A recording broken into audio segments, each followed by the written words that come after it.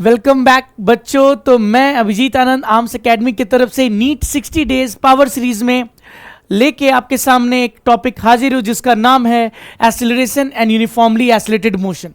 ये टॉपिक बहुत इंपॉर्टेंट है। पिछले 43 इयर्स में almost every year 1 to 2 question इस टॉपिक से आता ही आता है। अगर मैं बात करूँ यूनिफॉर्मली एक्सेलरेटेड मोशन से, उससे 25 क्वेश्चन लास्ट 43 इयर्स में आए हैं और एक्सेलरेशन के डायरेक्ट टॉपिक से 13 क्वेश्चन और 17 क्वेश्चन के राउंड आए हुए हैं। तो आप समझ सकते हो almost we can say in last 43 years every year 1 or 2 question has come in this from this topic. तो ये टॉपिक में आपको एक्सेलरेशन और उसके मोशन के बारे में पता चलेगा जब एक्सेलरेशन कांस्टेंट होता है और या नहीं कांस्टेंट होता है। तो इक्वेशंस ऑफ मोशन के बारे में जो हम सीखते हैं उसको हम इसमें सीखेंगे, कैसे न्यूमेरिकल्स बनाते हैं। तो चलिए स्टार्ट करते हैं और इस टॉपिक को अच्छे से कवर करते हैं ताकि अपना 4 मार्क्स सिक्योर हो सके। और सबसे पहला टॉपिक है एक्सेलरेशन होता क्या है। तो एक्सेलरेशन को डिफाइन किया गया है rate of change of velocity, means acceleration is nothing at which rate velocity is changing। अगर आपकी स्पीड या वेलोसिटी बहुत तेजी से बदल रही है then acceleration will be very high.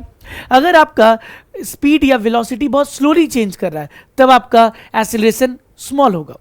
तो it is a vector quantity, acceleration is a vector quantity, depends upon change in velocity. इसकी डायमेंशन क्या हो जाएगी बच्चा? यूनिट होती है meter per second square. So if the unit is meter per second square, what will be its dimension?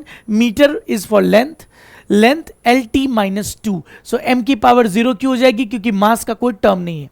Now next CGS में centimetre पर second square हो जाएगा क्योंकि मीटर का CGS में यूनिट क्या होता है? लेंथ का, centimetre. There are 3 ways to change the velocity vector। अब हम velocity का rate of change देखना चाहते हैं। तो velocity change हो कैसे सकता है, ये सवाल होगा आपके सामने। तो velocity का change होने का 3 ways है। या तो आप मैग्नीट्यूड को चेंज कर दो, 5 मीटर पर सेकेंड से बॉडी जा रहा था, अब वो 10 मीटर पर सेकेंड से जाने लग गया, देन बॉडी का स्पीड बदल गया, तब भी वेलोसिटी बदल जाएगी। या तो डायरेक्शन बदल लो, अगर वो ईस्ट में जा रहा था तो फिर वेस्ट में मुड़ गया या नॉर्थ में मुड़ गया या साउथ में मुड़ गया। अगर डायरेक्शन चेंज हो गया, अगर डायरेक्शन उसका बदलता है then also velocity can change. अगर मैग्नीट्यूड एंड डायरेक्शन दोनों चेंज हो जाता है तब भी वेलोसिटी चेंज हो सकता है। या तो मैग्नीट्यूड, या तो डायरेक्शन, या तो बोथ। 3 वेज से हम क्या चेंज कर सकते हैं बच्चा? 3 वेज से हम वेलोसिटी को चेंज कर सकते हैं।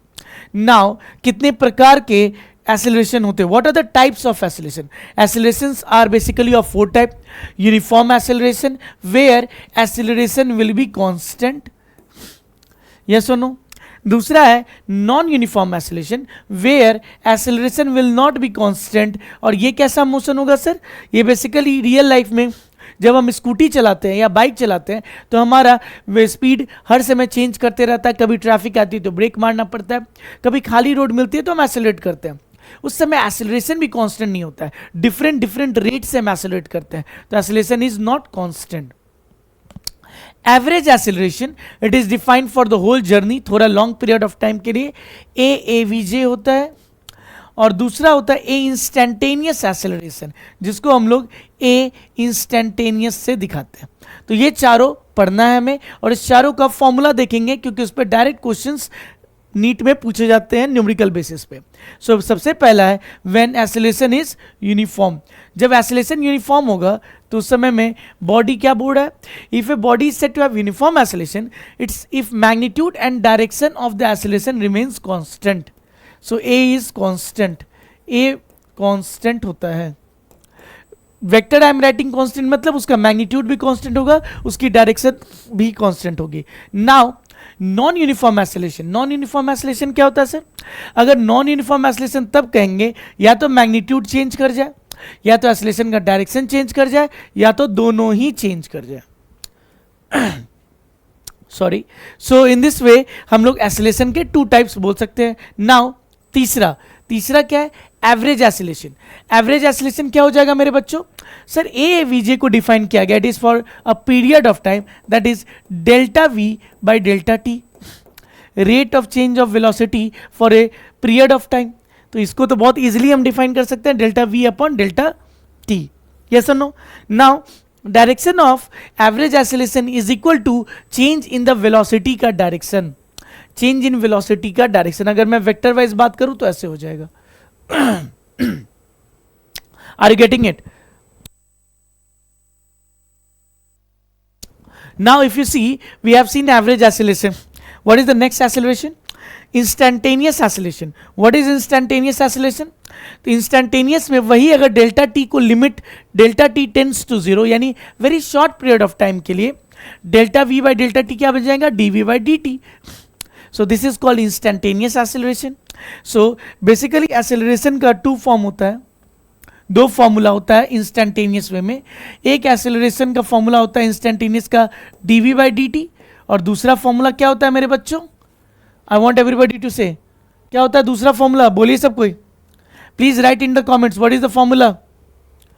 Yes, what is the formula sir? v dv by dx, v dv by dx.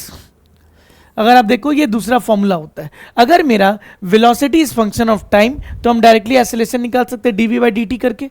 अगर मेरा velocity is function of displacement x का फंक्शन है तो हम लोग क्या dv बाई dx करके एक्सेलरेशन निकाल सकते हैं. So this two formula are very important for instantaneous acceleration. Basically instantaneous acceleration are calculated from this two formula. Now application of calculus. Calculus का एप्लीकेशन कैसे बच्चा? अगर आप लास्ट स्लाइड में देखोगे तो यहीं से sir a dot d T को हम dv लिख सकते हैं और dv को इंटीग्रेट कर देंगे तो मुझे क्या मिल जाएगा? v मिल जाएगा. तो v is equal to a dot d v, ये a डॉट डी टी ये भी यूज कर सकते हैं. दूसरे वाले में क्या यूज कर सकते हैं बच्चा? Sir a dot d x का इंटीग्रेशन कर दे तो v डॉट डी वी का इंटीग्रेशन कर दे तो मेरा velocity as a function of x आ जाएगा. ये भी फॉर्मूला यूज होता है. This is called integral form, this is called differential form. इस तरीके से हम एक्सेलरेशन इंस्टेंटेनियस निकाल सकते हैं इफ हमारा velocity as a function of time दिया रहे या वेलोसिटी फंक्शन ऑफ पोजीशन दिया रहे. यही आपको बताना चाह रहा है. Acceleration is equal to dv by dt, acceleration is equal to v dv by dx. ये मैं बता चुका हूं पिछले पेज में और ये डिफरेंशियल फॉर्म इंटीग्रल फॉर्म भी मैंने बताया है. तो एग्जांपल्स करेंगे तब ज्यादा समझ में आएगा. सर देख के तो समझ में नहीं आ रहा है. सो हम लोग PYQs ही डायरेक्ट सॉल्व करेंगे क्योंकि ये नीट 60 डेज का पावर सीरीज चल रहा है. तो आपको नीट के क्वेश्चन ही मैं इसमें कराऊंगा ताकि आपका कॉन्फिडेंस बढ़े कि किस तरह का क्वेश्चन पूछा जाता है. चलिए अगला टॉपिक है. Now think about it. If velocity and acceleration are given and if the velocity and acceleration is in the same direction, if velocity is also positive and acceleration is also there and both are positive and in the same direction, what will happen? Speed will increase. Acceleration भी इसी direction में, velocity भी इसी direction में. What will happen? Speed increase होगा क्योंकि मेरी velocity increase होगी क्योंकि acceleration उसी direction में, rate of change भी उसी direction में होगा. नाउ सेकेंड, अगर दोनों में 90 डिग्री का फर्क है, अगर वेलोसिटी ऐसे है और एक्सेलरेशन ऊपर है, then it will only cause the velocity to change its direction. So it will only, speed will remain constant, direction will change, direction of velocity will change. Direction of velocity ये किस में होता है sir? ये circular motion में सबसे ज्यादा होता है. सर्कुलर मोशन में अगर एक्सेलरेशन अंदर की तरफ सेंटर की तरफ होता है जिसको हम लोग सेंट्रीपिटल एक्सेलरेशन कहते हैं तो हमारा वेलोसिटी का डायरेक्शन बदल जाता है और डायरेक्शन चेंज करने में कौन किसका हाथ है? एक्सेलरेशन का ही हाथ है. चलिए आगे बढ़ते हैं. Now if they are totally opposite, दोनों अपोजिट डायरेक्शन में है तो क्या होगा सर? अगर दोनों अपोजिट डायरेक्शन में है then velocity will increase. It is very wrongly written over here, so it will not increase, it will decrease. ये गलत लिखा हुआ है मेरे बच्चों. It will decrease. क्या हो जाएगा? Decrease करेगा. Speed will decrease. Why sir? Because I want to go this side and acceleration we are basically applying brakes, something like that. So after applying brakes, whether the speed increases or decreases, you can know. So speed तो decrease होता है. Now अगर acceleration मेरा constant है तो या तो motion straight line में होगा या तो मोशन पैराबोलिक हो सकता है. अगर इनिशियल वेलोसिटी और एक्सेलरेशन में कोई एंगल है तो sir basically we study this in projectile motion. ये कहाँ पढ़ते हैं हम लोग? प्रोजेक्टाइल मोशन में पढ़ते हैं. बच्चा ये कहाँ पढ़ते हैं, ये मोशन इन 1D का है. अगर मेरी वेलोसिटी इधर है, एक्सेलरेशन भी इधर है, my speed will increase. If my velocity is in this side and acceleration is opposite side, then my speed will decrease. और ए जब वेरिएबल रहता है तो कोई तरह का पाथ हो सकता है. तो ये चीज हमें याद रखना चाहिए, कोई बहुत बड़ा चीज नहीं है ये. नाउ इक्वेशंस ऑफ मोशन ये कब लगाते हैं बच्चा, जब हमारा एक्सेलरेशन इज कांस्टेंट. अगर एक्सेलरेशन, ये सबसे इंपॉर्टेंट चीज है, ये सबसे इंपॉर्टेंट है.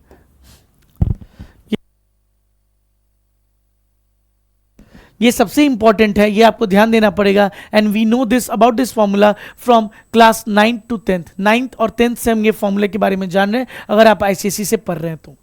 What is it, v is equal to u plus a t. अगर इसका वेक्टर फॉर्म देखा जाए तो v vector is equal to u vector plus a vector into t. आप देख सकते हैं, ये आपको पता होगा, s is equal to u t plus half a t square, where s is what, displacement. s is what, displacement. s क्या है बच्चा, s is not distance, displacement है. बहुत बच्चों को कंफ्यूजन होता है कि सर s क्या है, s is displacement. Third formula is v square is equal to u square plus 2s और v dot v vector is equal to u dot u plus 2 into a dot s. तो इस तरीके से scalar form और vector form आपके सामने है. दोनों फॉर्म आपको पता होना चाहिए, जिस समय जो यूज करना होगा उस अकॉर्डिंग करते हैं. Now some other useful formula of uniformly accelerated motion is s nth displacement in the nth second. Displacement in the nth second बहुत काम का है, ये बहुत ज़्यादा पूछा जाता है. u plus a by 2 into 2n minus 1 where n is the nth second. Now what is nth second मतलब, अगर मैं एग्जांपल लूँ तो मान लीजिए अपना मोशन स्ट्रेट लाइन में हो रहा है, ये टाइम लाइन है. तो ये basically time t is equal to 0, time t is equal to 1.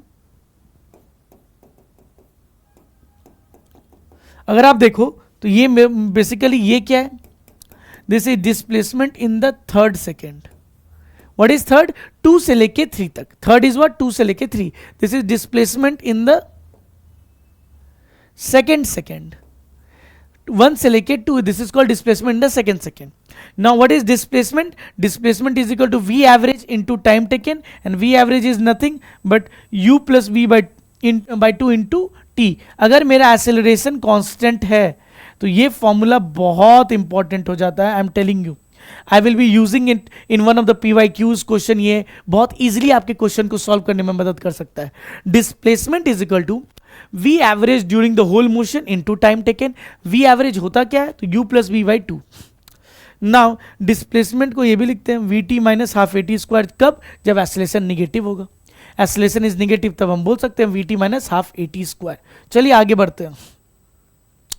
Now, motion under the gravity is one of the prime examples to study for uniformly accelerated motion. Uniformly accelerated motion का सबसे prime example क्या है, motion under the gravity. ये one of the most prime examples है.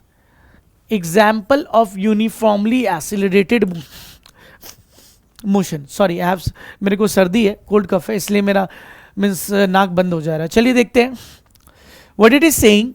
Motion under the gravity, ये क्या बोलता है कि जब एक बॉल को हम ग्रेविटी के इफेक्ट में छोड़ देते हैं when it is falling, if there is no air resistance. हम लोग ये मान के चल रहे हैं आइडियल केस पर है, if there is no air resistance then the motion of the ball under the purely gravity effect is known as motion under the gravity, and ball should be very near to the surface. It should not go beyond 200 kilometers और 300 kilometers और something like means far away from the earth surface. Otherwise G value will change. We study that thing in gravitation chapter. So what is the value of G we use during the motion? So G is 9.8 metre per second square. सबसे important आपका ये वाला value जो आपको याद रहना चाहिए. Majority of the questions में हम लोग जी की वैल्यू 10 भी लेते हैं. जब तक क्वेश्चन में जी की वैल्यू 10 लेने बोला ना जाए, आपको 9.8 लेना है. नाउ साइन कन्वेंशंस, अगर बॉडी में एक्सेलरेशन नीचे की तरफ है बट बॉडी में मोशन ऊपर भी हो रहा है नीचे भी हो रहा है, then in that case when a body is moving in 2 dimension, ऊपर भी नीचे भी, then in that means it is moving in 1 dimension only but in both the directions. 1 dimension is what, either forward or backward, so that can happen. So motion under the gravity में आपका क्या होगा, ball ऊपर भी जा सकता है नीचे भी आ सकता है.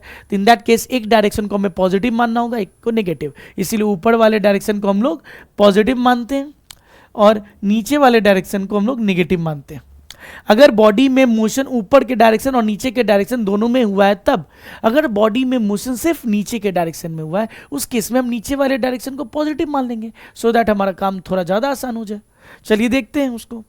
Now vertical projection from ground. अगर बॉल को हम जमीन से फेंकेंगे तो बॉल ऊपर कहीं मैक्सिमम हाइट पे जाएगा, फिर नीचे गिर जाएगा क्योंकि ग्रेविटी उसे खींच लेगी।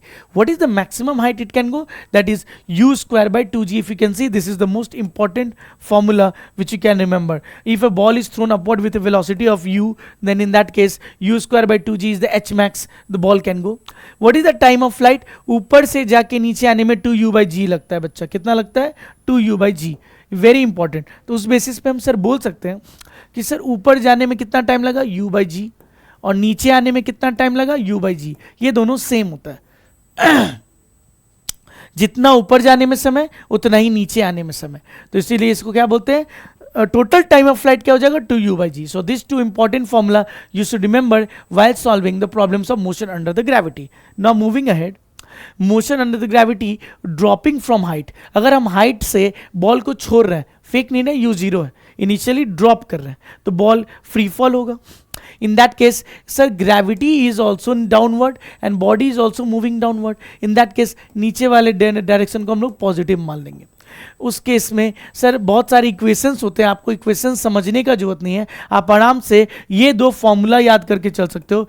T is equal to 2h by g. 2h by g is what? Time taken to fall from some height h if it has been dropped. Drop फेंका नहीं गया, ड्रॉप किया गया। Now what is the maximum speed with which the ball will hit the ground? अगर ball को देखें किस speed के साथ हिट करेगा, तो sir that velocity is root under 2gh। वही दिया हुआ है यहां। Sorry, so velocity is root under 2gh। तो ये दोनों फॉर्मूला आपको याद रखना है सो दैट आपकी कैलकुलेशन आसान हो सके। यस और नो? चलिए आगे बढ़ते हैं। Now some important points. एक और चीज जान लीजिए, अगर गैलीलियो रेशियो होता है, अगर मैं एक बॉल को ऊपर से अगर ड्रॉप करूं, ये हमारा ग्राउंड है, फेंका भी गया, अगर मान लीजिए नीचे से फेंका गया तो वो ऊपर से जाके आ रहा है, देन उसकी आप देखोगे 1 सेकेंड में time t is equal to 1 second में, यहाँ time t is equal to मैं 0 सेकेंड मान लेता हूँ। तो ये 1 सेकेंड में कितना डिस्टेंस ट्रैवल करेगा? This distance is 5 metre.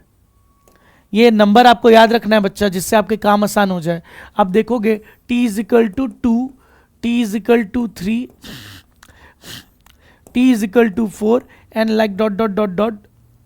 What is the distance traveled in the second second? Second second में distance is 15 meter. Third second distance is 25 meter. This is 35 meter. This is 45 meter. In means as it will go on. Now, so we are getting one ratio, and this ratio is called Galileo ratio. So distance moved is sir 5 is to 15 is to 25 is to 35 is to 45 is to so on. So if we see, it is nothing but 1 is to 3 is to 5 is to 7 is to 9 is to and so on. Distance moved in consecutive seconds. 1 second, second second, third second, fourth second. So this is called Galileo ratio. What it is called, bacha? Galileo. Galileo's ratio. So very important to remember because इस question, इस ratio के चलते अगर आपको याद है तो आपके बहुत सारे क्वेश्चन बहुत आसानी से सॉल्व हो जाएंगे। चलिए आगे बढ़ते हैं और देखते हैं कि क्या है। Now some important point was there sir, as height is equal to half gt square when it is drop from the topmost point, we can say means height is function of t square. So distance covered in first t, 2t, then 3t, 4t will be something like 1 square, 2 square, 3 square. That is not so much of importance, but what was important is this one, distance moved in consecutive time intervals. Distance covered in the nth second is equal to hn half 2n minus 1. Now the distance covered in the first, second, third second is in the ratio of 1:3:5 is to so on, and this is called Galileo ratio, which I've just explained right now. Galileo's ratio. Now the motion of body is independent of the mass. Very important. अगर आप एक means elephant और एक feather of A bird दोनों को छोड़ोगे, दोनों एक साथ जाके जमीन पे गिरता है. इसकी एक एक्सपेरिमेंट यूट्यूब पे भी बहुत सुंदर है, अगर आप जाके देखोगे तो बहुत सुंदर एक्सपेरिमेंट है. अगर मैं आपको दिखाना चाहूँ तो means just wait a minute.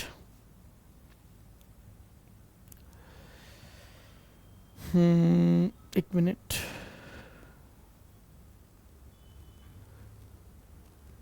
या okay, so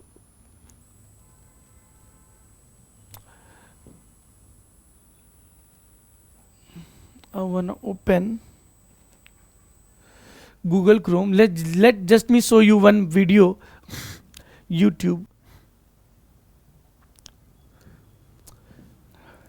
Very beautiful video where you can see experiment of free fall. Experiment of free fall.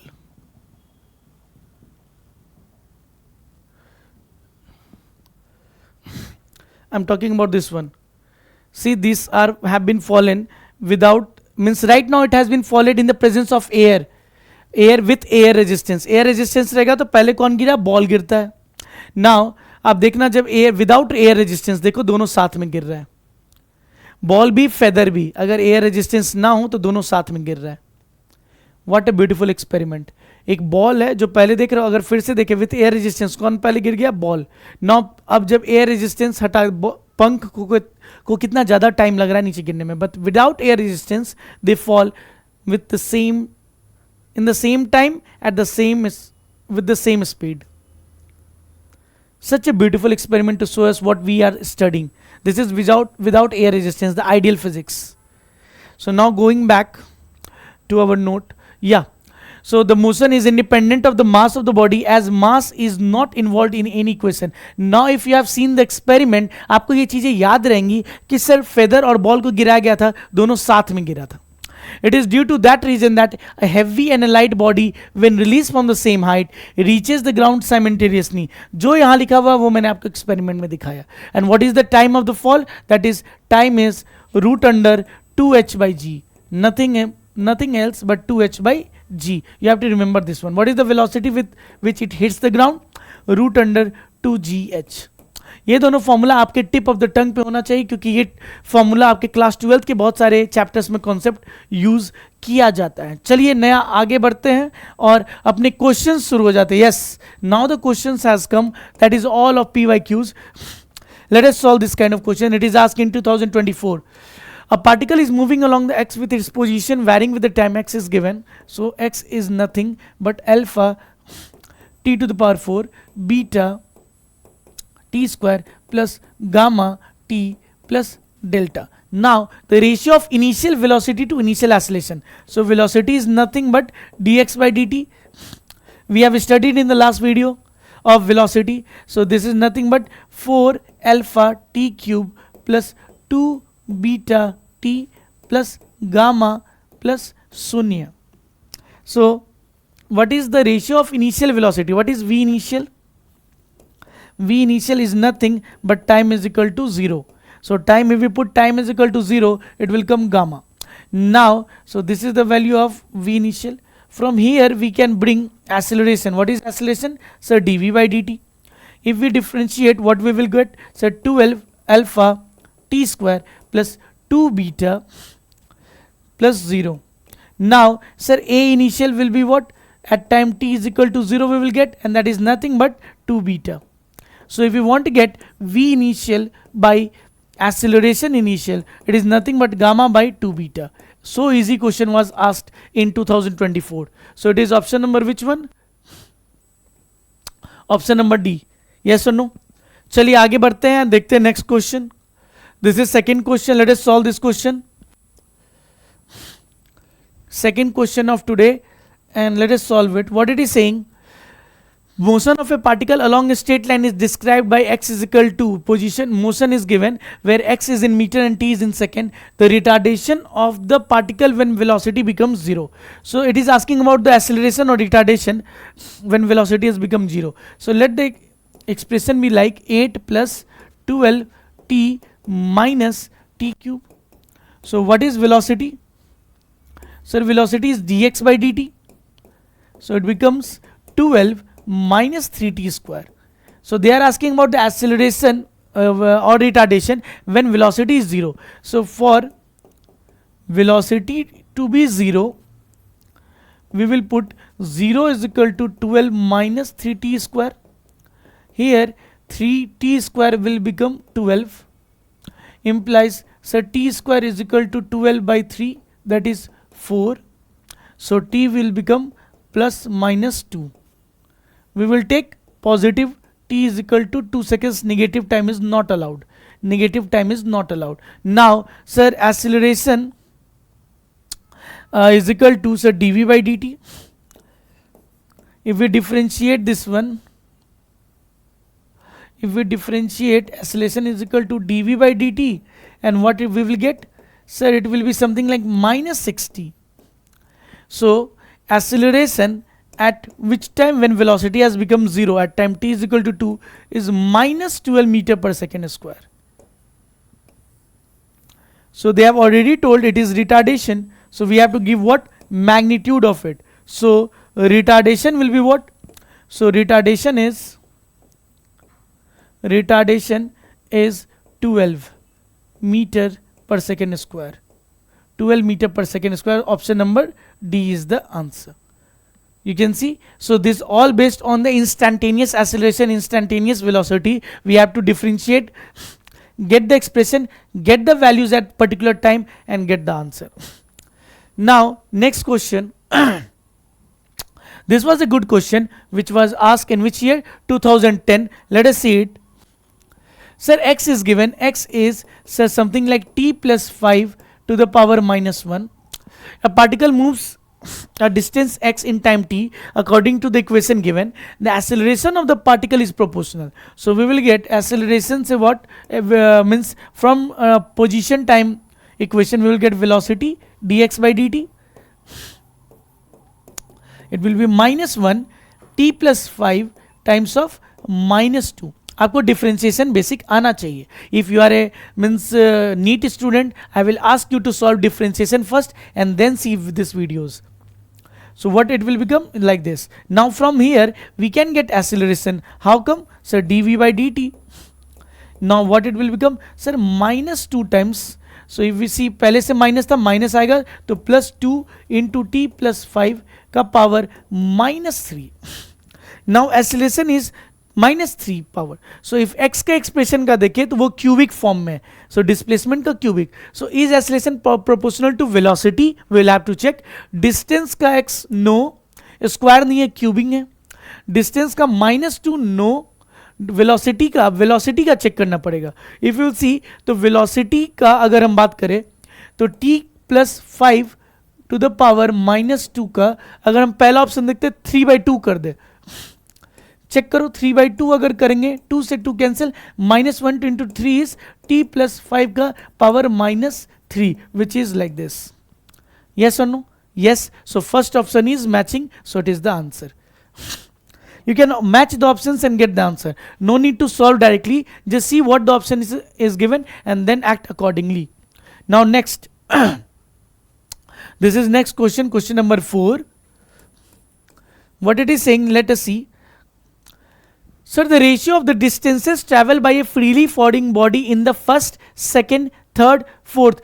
Just now I've told you about Galileo ratio. So it will be 1:3:5:7:9:11:13:15 like that. Yes or no? So we have just seen it. That's why I'm saying this was asked into 2022. Direct question was asked. Now next question number 5. Let us see this one. What it is saying, a ball is thrown vertically downward. It has not been dropped, thrown from a from a tower with a velocity of what? 20 meter per second. It hits the ground after some time with velocity of 80, और जमीन को जब hit किया it was speed having of 80 meter per second. Now the height of the tower. So sir, acceleration due to gravity will be also in the downward direction. तो मुझे height h निकालना है. So I can use the fourth equation. Sir, v square is equal to u square plus 2as. नीचे final velocity मुझे दिया हुआ 80 का square, initial velocity is 20 square plus 2 into 10 into displacement is h. So what we will get, h is equal to 8 8 just 60, 400 minus 400 divided by 20. So it will get what, 6000 divided by 20. 20 got 300, 6400, 400 minus 400, 6000 divided by 20 is 300, I think. 300 meter. Is it given in the option? Yes, option number C. Am I correct? I hope I am correct. U square is 20 square, 400. Yeah, seems to be like correct. So 300 meter is the final answer. Now next, and this is the last question, I think so. Do we have one more question? Yeah, 2 questions. So this is 6th number question. A particle moves in a straight line with a constant acceleration. This is what I was talking about. आपको मैंने some other important formulas में बताया था, वो formula बहुत important है. देखिए कैसे एक पार्टिकल है जो स्ट्रेट लाइन में जा रहा है और उसकी एक्सीलरेशन इज कांस्टेंट, यानी इक्वेशंस ऑफ मोशन लग सकते हैं. It changes its velocity from 10 meter per second से उसकी स्पीड 20 मीटर पर सेकेंड हो गई है after travelling a distance of 135 meter in t seconds. Time t laga. So can I use that expression? Displacement is equal to, sir, v average into time. Now displacement is how much? 135. What is v average? U plus v upon 2 into time. Implies, sir, 135 is equal to, what is initial velocity? 10. What is final velocity? 20 divided by 2 into time. So time is equal to 135 divided by 20 plus 10, 30, 30 by 2, 15. So 15, that is 9 seconds. Directly it was asked from this formula. Directly. So 9 seconds is the time taken for this body to cover the distance of 135 meter. I hope you are getting it. How come the formulas are so important? We can directly imply it and get the answer in few seconds. Now moving ahead, this is the last question of today. Let it be 7 number question, whatever be. A body is dropped from the top of the tower. How can we leave this kind of question when something is dropped from the top of the tower? So u is equal to 0, k. He travels 40 meter during the last 2 seconds of its journey. Find the height of the tower. So I don't know the height of the tower, but let the time t1 be like this. So what is the distance? 5 meter we have seen in the Galileo ratio.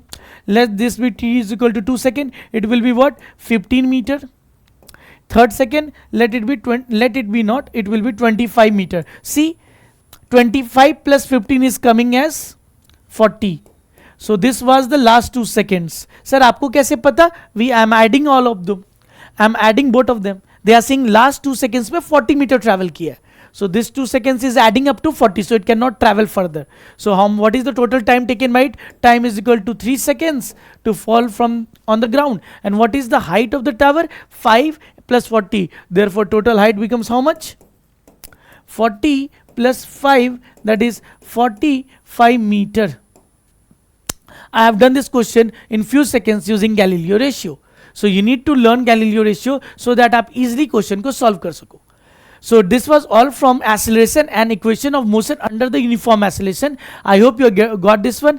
Please keep watching the videos on our ARMS Academy और NEET 60 year power series को बिल्कुल देखिए so that आपका एक एक concept class 11th का strong हो सके plus class 12th का some important topics from which question will directly come into the examination. हम लोगों ने previous year के सारे question को examine किया और देखा है किस topic से सबसे ज़्यादा question पूछा जाता है और उन्हीं topics को choose करें जिससे बहुत ज़्यादा question frequently पूछे जाते हैं. So please keep watching these videos and keep solving the question. Till then, take care. Bye bye. Hope you all are very well and doing great. Bye bye.